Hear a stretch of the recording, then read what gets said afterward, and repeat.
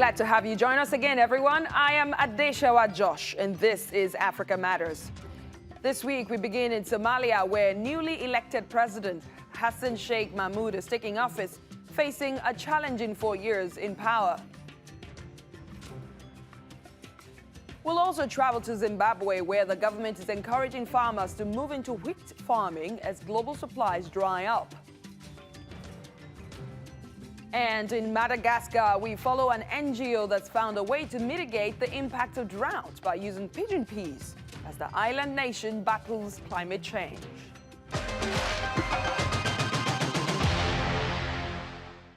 On Sunday, Somalia's new president, Hassan Sheikh Mahmoud, made history. He is the first Somali president to be elected for a second time after one of the most competitive elections ever held in the country. President Mahmoud won in a landslide with 214 votes after 3 rounds of voting by Somali legislators. The 66-year-old's ruling Union for Peace and Development Party commands a majority of seats in the upper and lower house legislative chambers. His supporters spilled into the streets of the Somali capital Mogadishu in jubilation, expressing their hopes for the future. We welcome the victory of the president-elect Hassan Sheikh Mahmoud, who's making history by becoming president for the second time. He's a wise Somali elder who can work with all different peoples of Somalia. I hope that he will create jobs for jobless young people who live in hard situations. The president should focus on security. He should also put on trial and put before justice any government soldier that kills people without a reason. President Mahmoud has promised to unite the country and form an inclusive government. He inherits several challenges from his predecessor, Mohammed Abdullahi Mohammed, not least the worst droughts in 4 decades and frequent attacks by the militant group Al-Shabaab, which has regained territories controlled by the government in recent years. We have been struggling to provide security to our people, open the communication channels among the people, like the highways, movement of goods and people to be easy.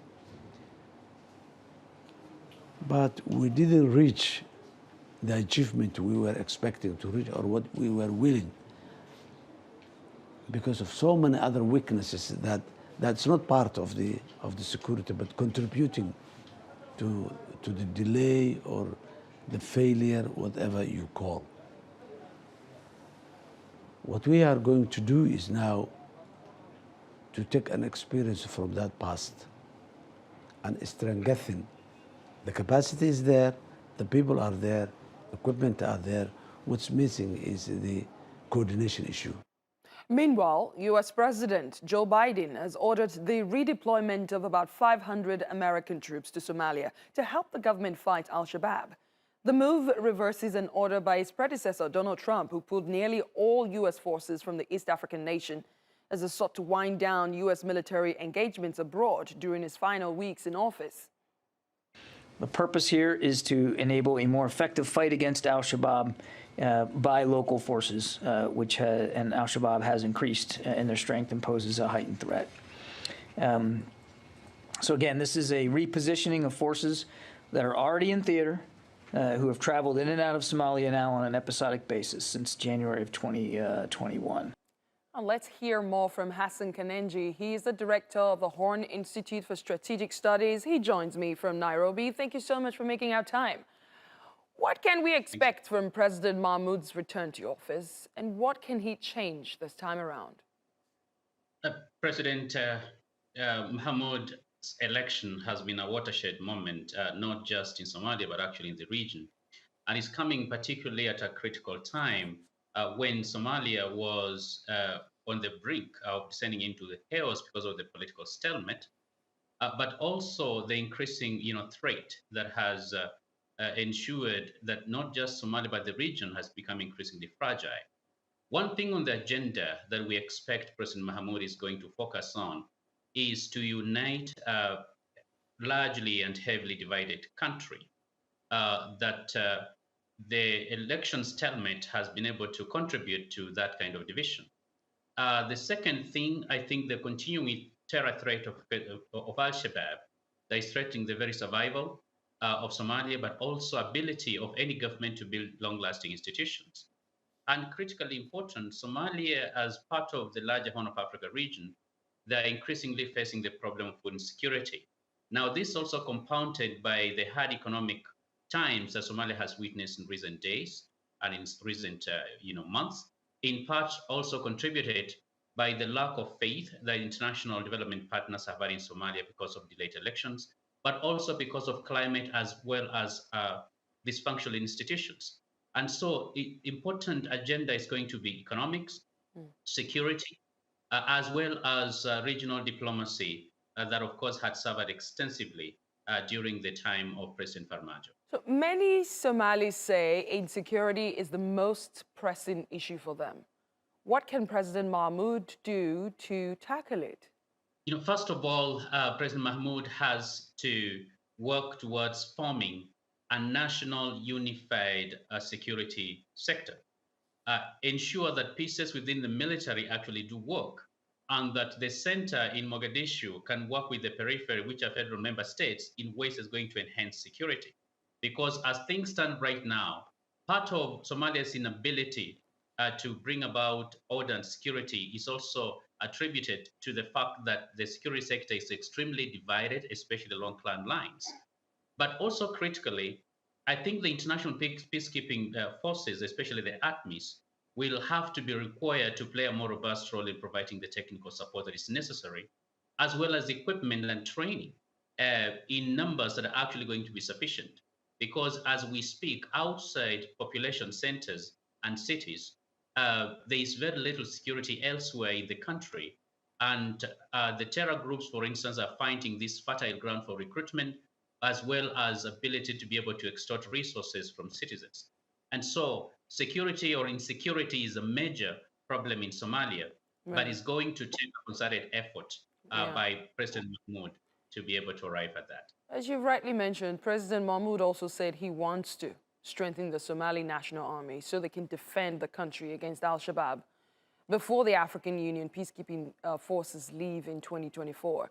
Do you think that timeline is feasible? The timeline right now is a little bit overly optimistic, in part because if what has taken 10 years not to be able to achieve will probably not be achieved in 4 years. However, if there's going to be a determined effort to support the development and the strengthening of Somali National Army, I think they're going to be in a better place to allow foreign forces to start exiting Somalia and perhaps to build some semblance of a functional national army as well as the police that can be able to maintain law and order and then protect Somalia against both internal as well as external threats. Political tension between the central government and the regional member states escalated when his predecessor was in office. What does he need to do to unite the country as promised? I know you mentioned some points earlier, but this is quite important.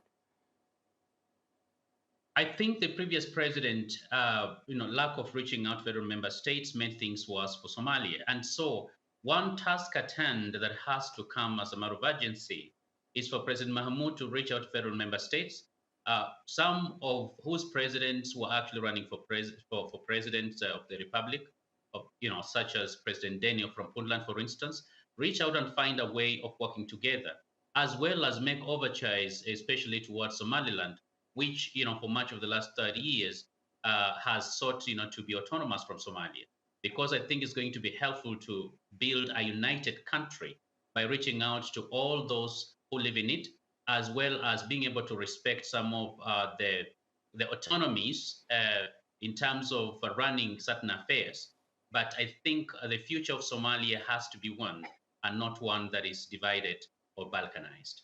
What would you say that President Mahmoud needs to do to tackle the worst drought in 4 decades? The current drought in Somalia is a reflection of what is happening in the larger Horn of Africa region. Now, this is not a creation of Somalis, or neither will Somalis themselves be able to have a solution in isolation. I think it's going to be important that the international community and Somalis' friends and partners are able to, especially in the first 2 years, provide some kind of economic assistance in terms of food aid, even as they work towards trying to boost agriculture that has been neglected in part because of the war, of course, as well as the famine that's now ravaging, the entire territory.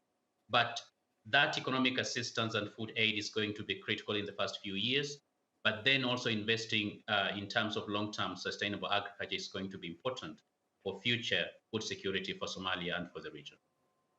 Well, thank you so much, Hassan Khannenje, the director of the Horn of Africa Institute. Thank you so much for speaking with us. Thanks for having me. We have more stories coming up for you here on Africa Matters, including... I'm Columbus Mavunga in Zimbabwe, where the government says it can provide a solution to the global wheat shortage.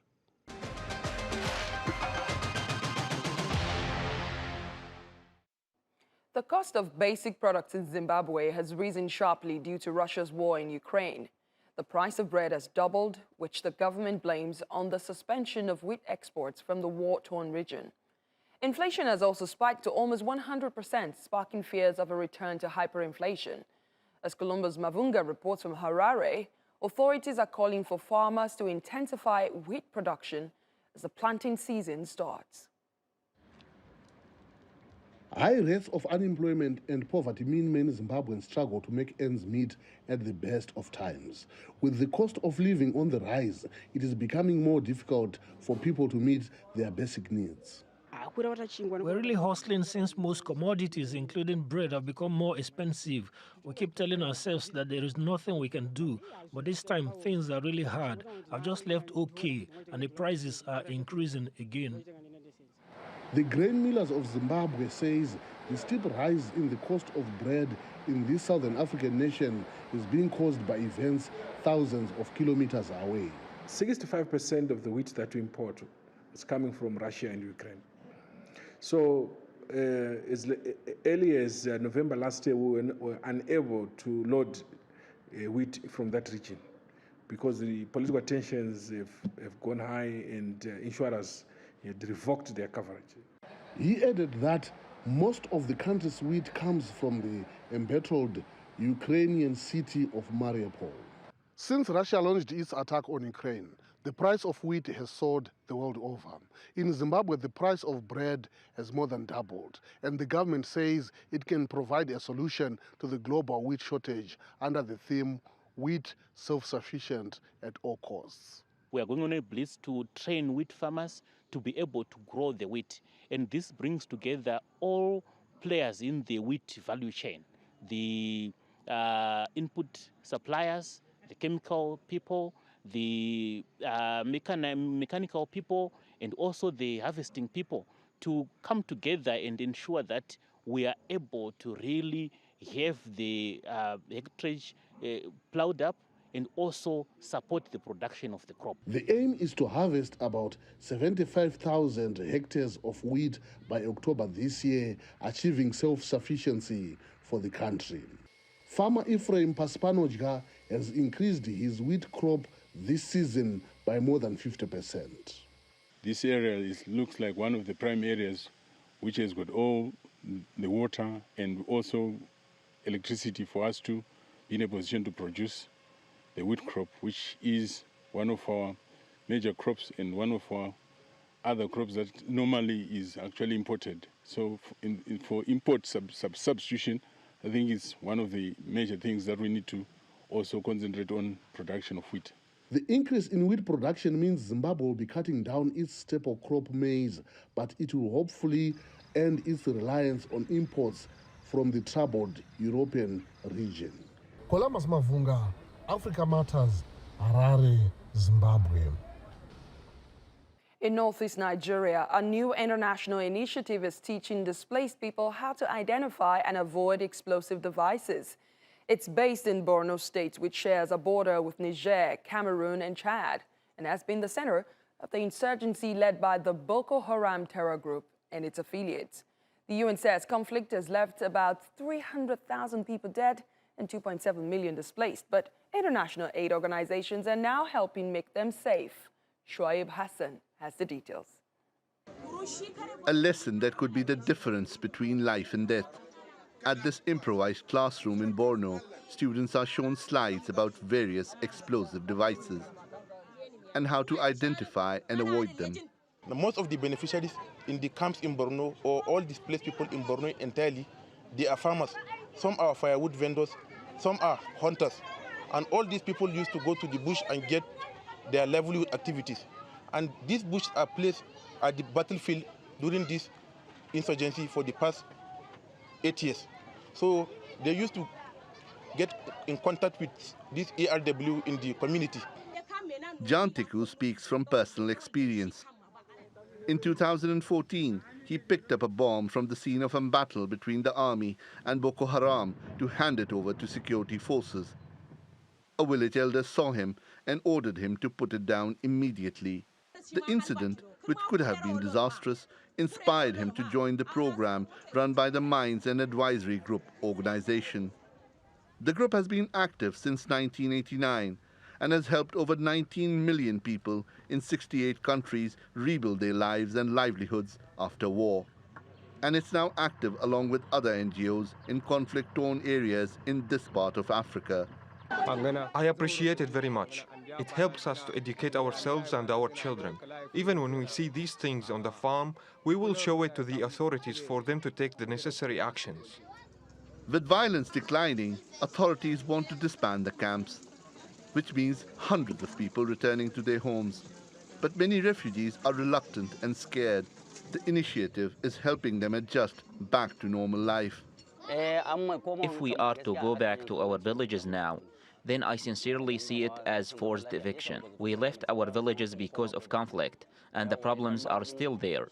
MAG's contribution in this camp is that they gather us district by district and enlighten us on what to do or avoid when we eventually go back to our villages.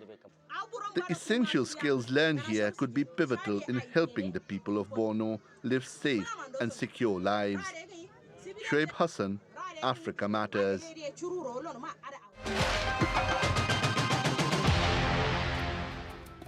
You're watching Africa Matters, and here is a roundup of other stories making news across the continent. Mozambique has declared a polio outbreak after detecting its first case of the virus in nearly 3 decades.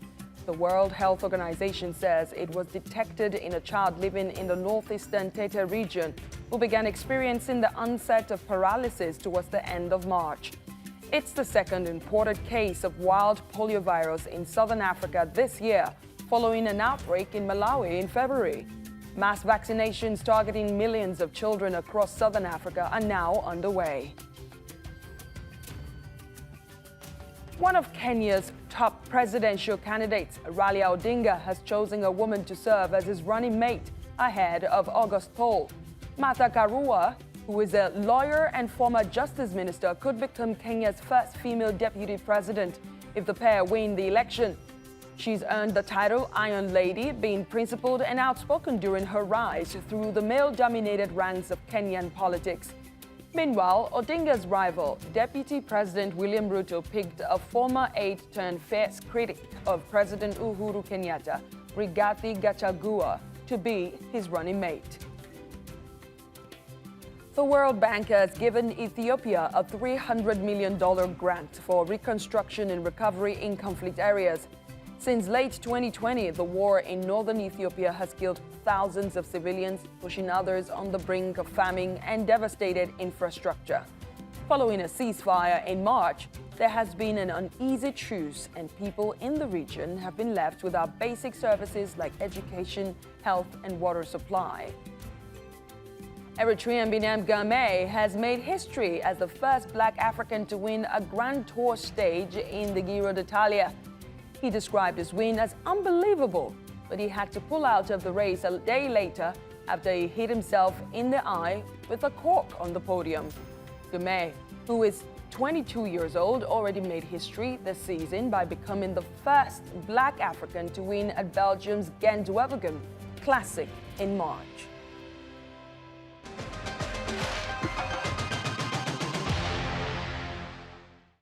According to the World Health Organization, 57% of those who died of COVID-19 during the first 2 years of the pandemic were men. Scientists say a number of factors are behind the lower number of deaths among women, which has left a large population of widows around the world, particularly in parts of Africa. Andrew Hopkins reports. Vanessa Emedi is still mourning the death of her husband from COVID-19. He was a prominent scholar in the Democratic Republic of the Congo. But soon after he died, she was forced to move from the family home. She says his family took over a bank account set up for her son, who she still looks after. I'm trained in IT management, but now I find myself selling down the market because I struggle to find a job. So I said to myself, entrepreneurship is also a way of earning money. Vanessa is like many women across the globe who have been forced to take on extra work after their partner's death from COVID-19. In some parts of the world, in-laws can claim custody of children or refuse to help them, and widows can be disinherited or mistreated. More than 70% of reported COVID-19 deaths in the Democratic Republic of the Congo were men. That's according to the Sex, Gender and COVID-19 Project. There are similar figures in Chad, Malawi and Somalia, and in Nigeria too, where Anayo Umba lives. She gave birth to her sixth child just before her husband died. She now has 4 jobs to be able to look after her family. My husband's family said even if I have to go and remarry, that I should go and do so. But the summary is that the earlier I leave the house, the better for me and my children. If I stay here, I will suffer more. All of which has left many women looking for not just spiritual guidance, but also practical help, including how to obtain food and support to make sure they and their children have a better future. Andrew Hopkins, Africa Matters. Madagascar is rich in animal and plant species. Many are found nowhere else in the world, but the climate crisis has led to the drought on the world's 4th largest island. Greenland has turned brown. Poverty and hunger are rising. According to the UN, nearly half of all children under 5 are malnourished. But as Daniel Padwick reports, one NGO has found a solution. Kazi Zanapanijo has 10 children, and it's often been hard to feed them all in Madagascar. The island has suffered years of droughts and crop failures, but her family hasn't had to worry about that since they started growing pigeon peas. During harvest season, the kids and I will come collect everything together, and that will be our food. Once we harvest everything, we start to cultivate again. Pigeon peas, also known as cajanus, are drought resistant. The legume are also high in protein, are cheap to grow and enrich farmland by putting nitrogen back into the soil. The idea to plant them come from a non-governmental organisation called the Agroecological Technical Centre of the South. It's helping farmers make the switch from more traditional crops like corn and sweet potatoes. Farmers saw the cajanus trees and they realized they were working well. They also saw the soil wasn't being blown away by the wind. They also realized they could earn good money with cajanus. The yields have been good enough that farmers like Kazi Zanapanijo have been able to sell some of their crop. The income has improved their lives and their farmers. My family and I built this rainwater reservoir. We used to have to walk to the coast to get water. It was very far and tiring. When we started to sell pigeon peas, we decided to build this reservoir. People who once had to eat cacti and other wild plants to survive when their crops failed now find themselves with money in their pockets. Daniel Padwick, Africa Matters. This week we explore Kara in northern Togo. It is a good base for trips to Tambama Valley, which is a unique collection of fortress-like mud houses listed as a World Heritage Site by the United Nations Cultural Agency, UNESCO.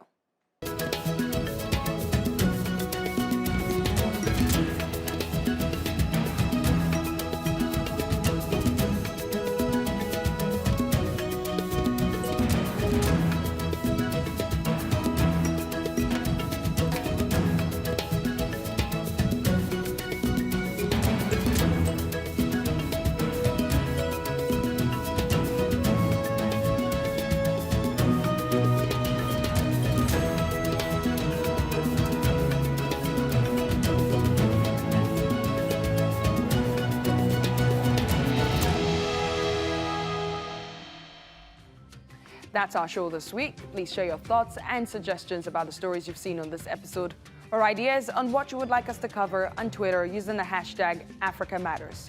Please feel free to reach out to me on my personal handle at @DeshawaJosh.